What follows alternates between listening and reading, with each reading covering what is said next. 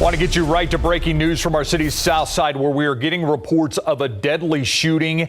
This was the scene just a short time ago at Commercial and Southwest Military, a gas station there. Details very limited at this time. We know at least one person has died. We're going to bring you updates on the story as soon as we get more information. Also, newly released video out of Uvalde shows the moments leading up to a DPS trooper pushing the mother of a Robb Elementary victim, Maite Rodriguez.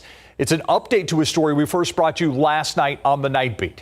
There's some new video. The video shows the trooper push Anna Rodriguez out the front door at Flores Elementary.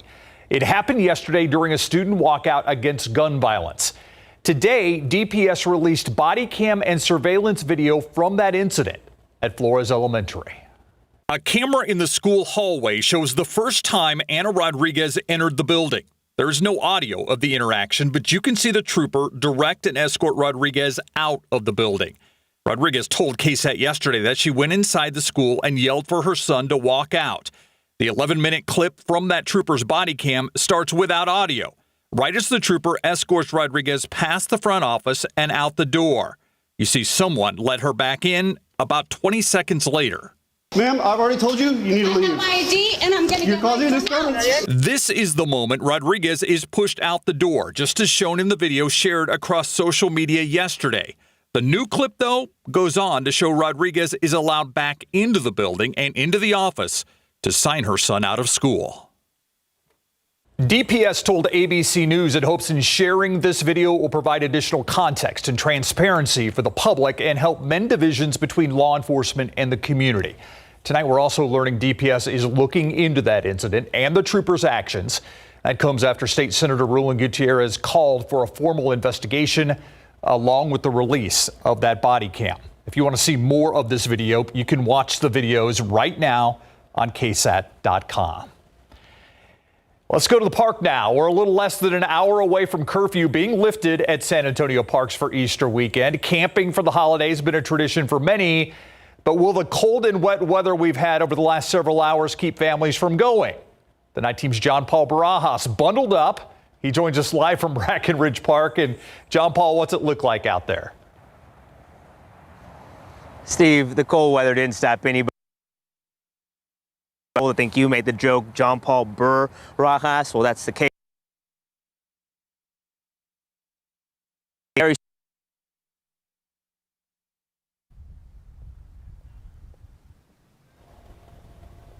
The park would be closing at 11, but for the Easter holiday curfew will be lifted at 11 and then go back to normal hours, which is 5 a.m. to 11 p.m. after Easter Sunday. Families he spoke to made sure they got. Others returned to the same spot. But making sure they got the same spot takes some dedication.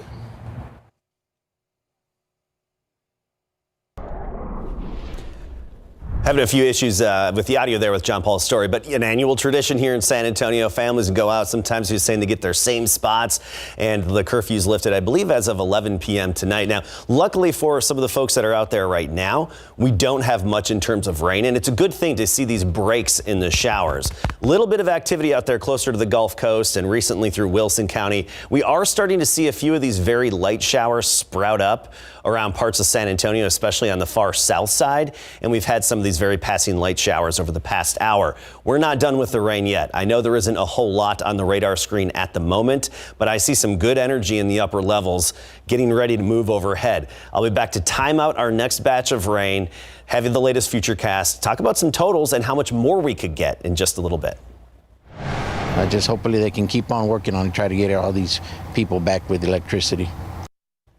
That was a Floresville resident we spoke with about the tons of power problems the town has been having today. Parts of the city of Floresville and just outside the city limits have actually been without power for most of the day and now into the night.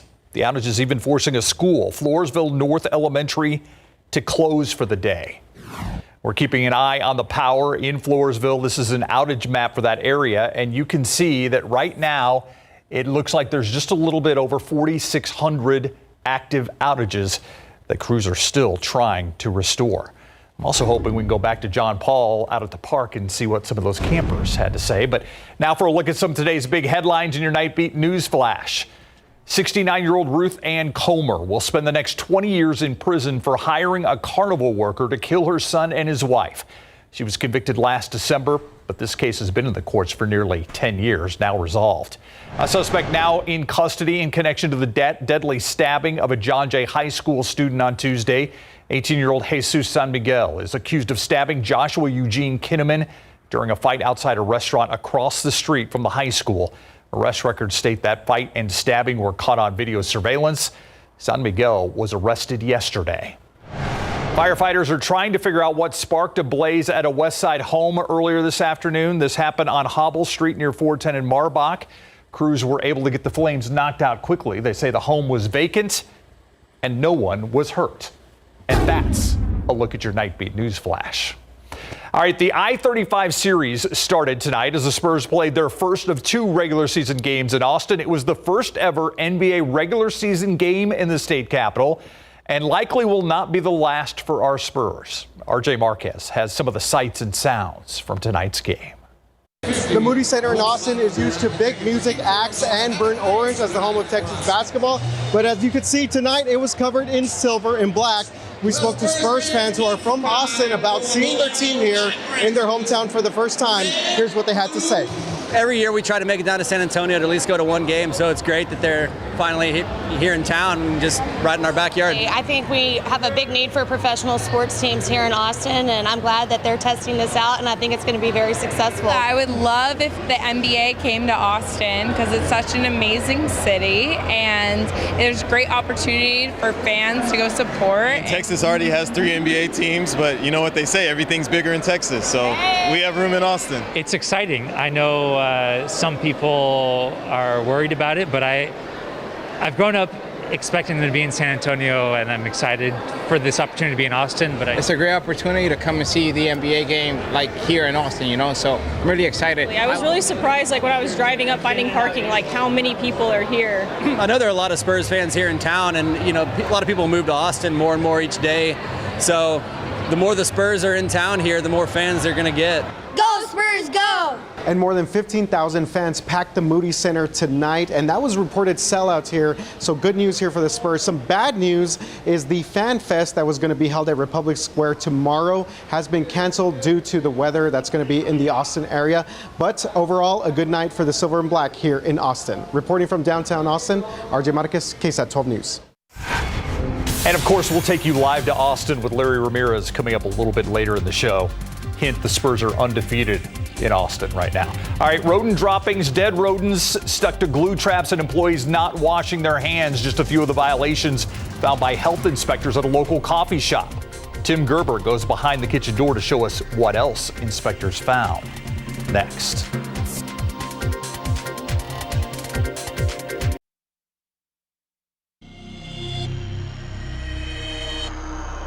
More needs to be done, and tonight there are 2 new tools in the fight against fentanyl. Governor Greg Abbott announcing he's about to launch a media campaign to spread awareness about the deadly drug. He's also sending a life-saving medication out into more Texas communities. But a local advocate is asking whether those are enough to actually save lives. KSAT's Stefania Jimenez reports. We need to work on attacking the way this is packaged and marketed. Surrounded by law enforcement and Texas families who have lost loved ones to fentanyl, Governor Greg Abbott today pledged his administration will do 2 things to keep the drug from killing Texans.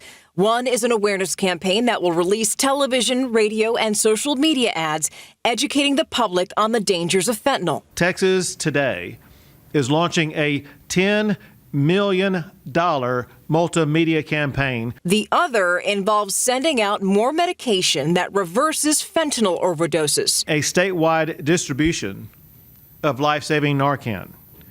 It will go to all 254 counties. Governor Greg Abbott says that fentanyl is responsible for killing more than 2,000 Texans last year, and a lot of that suffering is being seen in Bexar County, which ranks in the top 5 when it comes to fentanyl overdoses. The problem is deeply personal for these families who never thought they'd become advocates in the fight against fentanyl.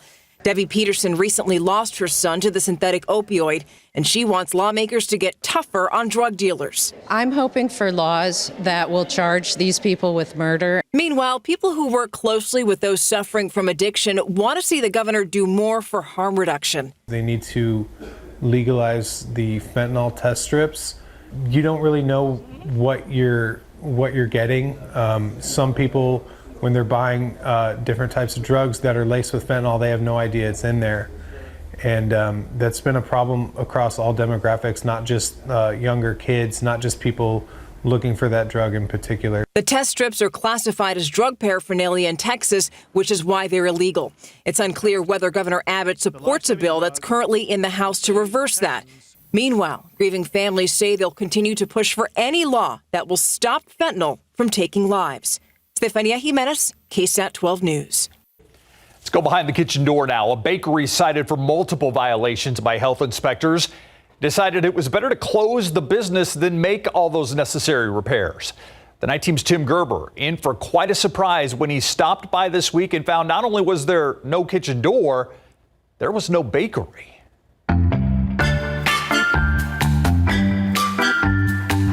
La Familia Bakery, formerly located in the 2300 block of South Flores Street, got a 77 on their recent health inspection. The inspector finding the building in such a state of disrepair, he wrote, the kitchen would not be approved for food prep if applying for a license in this condition. Must make repairs. Ceiling panels were hanging down or missing. There were holes in the walls, soft spots on the floors, as well as peeling paint. In addition, several plumbing repairs were needed. A re-inspection was ordered. When I stopped by this week to see if repairs had been made, we found this worker doing demo work inside the building. Do you know anybody who was associated with the old restaurant here? Well, I see the owner. I know the owner. I called the owner of the building who told me the bakery permanently closed in early March. He's now making repairs to the building, getting it ready for a new business. Culebra Meat Market, number 7 in the 3000 block of Blanco Road, got a low score of 72.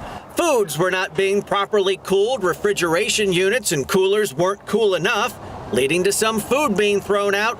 Employees weren't washing their hands. Those who were used the wrong sink, and the hand washing sink was found to be blocked. The owner indicated he wanted a regrade, but called back later and accepted the score. A re-inspection was ordered.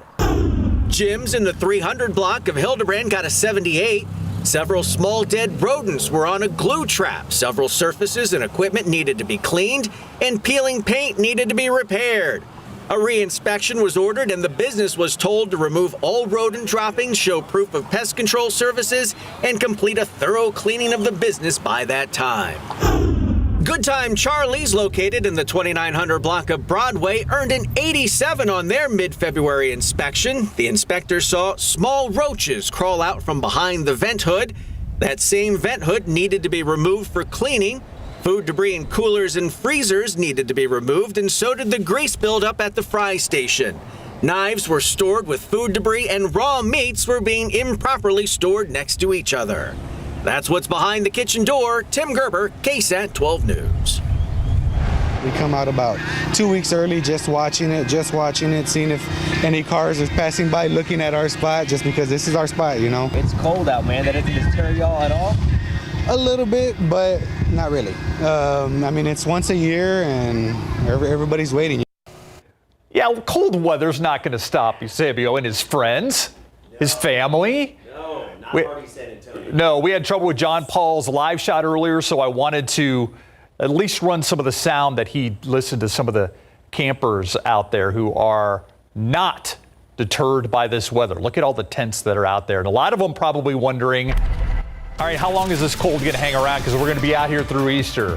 So, Adam, what do you tell them? Well, let me put it this way. So often, it can be a little warm, a little hot out there camping. You're not going to have that problem. Oh, yeah. Okay. Right? Let's look at the bright side. But it's going to be cool. I have camped in weather like this and even colder than this, and you need to layer up and have a couple of sleeping bags. That's for sure. The nights will all be down in the 50s. Not done with rain yet. I know we have a little bit of a break right now, but it's starting to redevelop right on time, right on cue. Still chilly tomorrow. And overall, we're going to see cooler than average temperatures through the Easter weekend. Dry and comfortable, though, for Easter Day. That's what we're looking forward to. Take a look at some of the rainfall accumulations. This is Doppler radar estimates. And sometimes this just gives us a better idea of the spatial coverage. East of San Antonio, basically paralleling but east of I-35, that yellow to purple swath that's out there, that is widespread accumulations of 4 to 7 inches of rainfall. That stretches from Campbellton to Falls City up toward Gonzales as well. You go around San Antonio, 1.12 inches officially at the airport in town measured in the rain gauge. That's the best we've done in a period from midnight to midnight. So in one full day, the best we've done since last August. And we're going to add to that. That's the thing. But widespread, inch to inch and a half and a few pockets of 2 inches in and around a good portion of Bexar County and San Antonio. And these showers we were talking about earlier, they just flared up a little bit more on the far south side.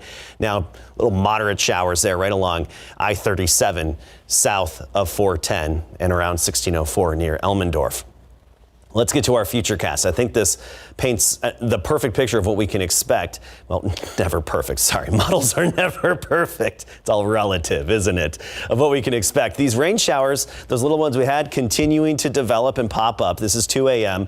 becoming more scattered and then widespread in the coverage, even through the morning commute. It's not going to be raining everywhere at the same time, but the general coverage is going to be pretty good again today. Not as good as what we had today, but we're still going to see widespread areas of rain coming and going. It's not going to be continuous at any one given location. Just like today, there'll be periods of rain and then just periods of cold, cloudy conditions. Overall accumulations on top of what we've already gotten, around an inch in and around San Antonio, 2 inches farther to the east of town, and then lesser amounts as you get to the Rio Grande. This just wasn't the system for folks in Del Rio and Eagle Pass. Here's another way to look at those rain chances. 11 o'clock, 30%. By 1 a.m., we're up to 50%. 2 a.m., 60%. Morning commute tomorrow, 70% more widespread. Here's the chill. The warmest we were this afternoon was 53. Now we're down to 52. Stinson Airport on the south side, 54. Bulverde at 50. Personally, I like camping in this kind of weather. You know, fire feels good outside, and I like it because it's better than sweating at night. But anyway, 59 in Carrizo Springs and 52 in Rock Springs. You just need to be prepared for the cold. It's not going to get any warmer tomorrow. 56 in the afternoon, low clouds all day, intermittent or off and on showers with a few rumbles of thunder. Not expecting anything severe. But 50s for highs. That's it. Mid-50s again. Helotes 54. Seguin, Gonzales 56. Downtown San Antonio will be 56 as well. The rain's going to end Friday night, and Saturday we'll still have a lot of cloud cover. You'll still have puddles on the ground. It's going to be, the ground will be damp, but we'll start to dry out in the air. 70 degrees, then Easter Sunday. 55 in the morning, mid-70s in the afternoon, sunshine and low humidity, and actually 70s for highs all next week. Camping out in the rain is not fun, though. Not the rain, you're right. No matter what. I don't like that part. I like the cool, though. Yeah. And you know, I have to admit, it was a fun atmosphere in Austin tonight. The Spurs in the Moody Center taking on the Portland Trail Blazers. Our Larry Ramirez joins us now live from Austin. Larry, it looked like fun. It was a lot of fun. The game was fun. There was 11 lead changes, 6 ties, and they set a Moody record. Coming up in just a few moments, we're going to get to those highlights. I mean, it was a fun game. And R.C. Buford, we also talked to him today about the Spurs' future in San Antonio. Coming up.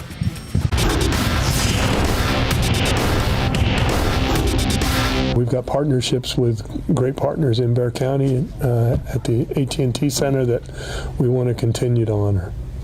But San Antonio's home. Spurs CEO R.C. Buford says the Spurs are not leaving the Alamo City on game day.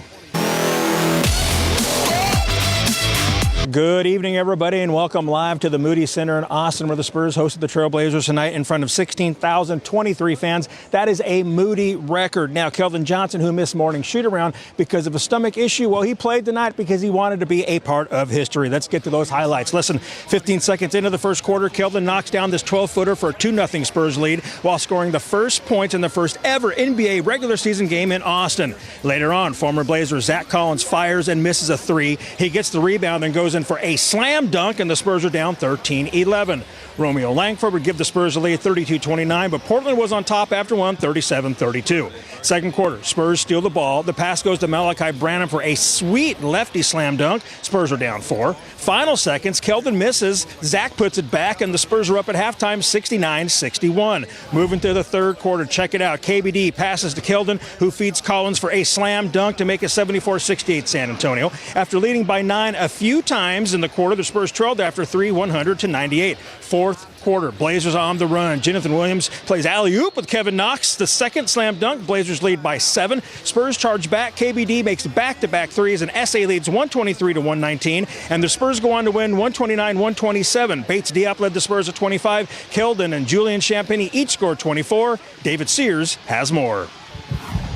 So the Spurs were down 9 with about 5 minutes left, and they turned it around with one of Pop's favorite things to see, and a moody crowd. We just locked in. We held each other accountable, got on each other in the huddle, and really just, had to lock in as a group. And we got stops, and, we made some great plays. We made stops, and we followed it with threes.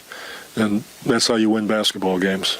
No matter how you slice it in the fourth quarter down the stretch, teams that make stops do pretty well, and if you hit threes on top of it, you're probably going to win. You kind of feel the crowd kind of get more and more into it after Trey hit the three, and I had mine. You kind of feel that moment coming, so I just want to knock it down just for the energy in the arena. We need it as a team as well. With the win, the Spurs avoid their worst record in franchise history. David Sears in Austin with the Spurs. Thank you very much, David. So there's been a lot of talk about the Spurs playing 2 games here at the Moody Center, and it has some San Antonio Spurs fans very concerned that the team may eventually move to Austin. During his State of the Spurs address before the game, R.C. Buford was asked about those concerns. First of all, I think we from the Holt family, from Peter J. Holt, the commitment is there, continues to be there, will always be there to San Antonio. I think if you've gone out to see our new Human Performance Campus at the Rock at La Cantera, that is a financial commitment and an emotional commitment to our community that is our home. And what we hope to bring to the impact of it throughout our communities, we continue to be engaged in so many places. I don't know how we can say any stronger. San Antonio is home. And there you have it. So the Spurs will play one more game here at the Moody Center Saturday at 3 p.m. against the Timberwolves. We have a 3-way tie for first at the Masters after the break. To let something bad get on the air. And welcome back live to the Moody Center. Let's go to Augusta National, for the first round of the Masters today. Now, Tiger Woods, he struggled big time with 5 bogeys and 3 pars, shooting a 2 over 74. And it was obvious many times that his surgically repaired right leg was bothering him. Brooks Koepka, Victor Hovland, and John Ram are all tied for a lead at 7 under par. Now, Ram survived a 4-putt double bogey and won the tie for the lead. And before the Masters teed off, well, Koepka said he's finally healthy, and it showed. I don't think I've rediscovered anything. I just think I'm healthy, so I can move the way I want to. Like I said earlier, you just kind of, when you can't, your body won't allow you to do the things you want to do. It's frustrating, and then all of a sudden you create a lot of bad habits, and then trying to work out of the unhealthiness, and it takes a while, and then all of a sudden you got to get out of those bad habits, and when you break free, it's kind of nice. Koepka, Hovland, and Rahm all shot a 7 under 65. Jason Day and Cameron Young are 2 back, and defending champ Scottie Scheffler is tied for 6 at 4 under par. That is a wrap from the Moody Center. Back to you in San Antonio. All right. Thank you, Larry. Great to hear from R.C. Buford saying San Antonio is home as well. We'll be right back. Areas of rain starting to pop up a little bit here and there around San Antonio. I think we'll see a lot more development here as we go through the night. But you look at the latest scan here of the radar, and it's mostly nearing wind crest, and especially along Highway 87 around China Grove. Here's one way to look at it in terms of these rain and storm chances, and it's mostly rain with a few rumbles of thunder here and there. Notice by 2 a.m. we're up to 60%, and through the morning 70%. Not as heavy and persistent tomorrow, but we'll still have off and on rain, and we could easily get another inch around most of San Antonio. Then by this weekend, low humidity comfortable, 70 on Saturday. By Sunday afternoon, we're at 74 degrees and low humidity. Notice those mornings in the 50s all next week. That's a sign of a lack of humidity. It's not going to be back until the following weekend. I like that part. Thank you, Adam. Have a great night. We'll see you tomorrow.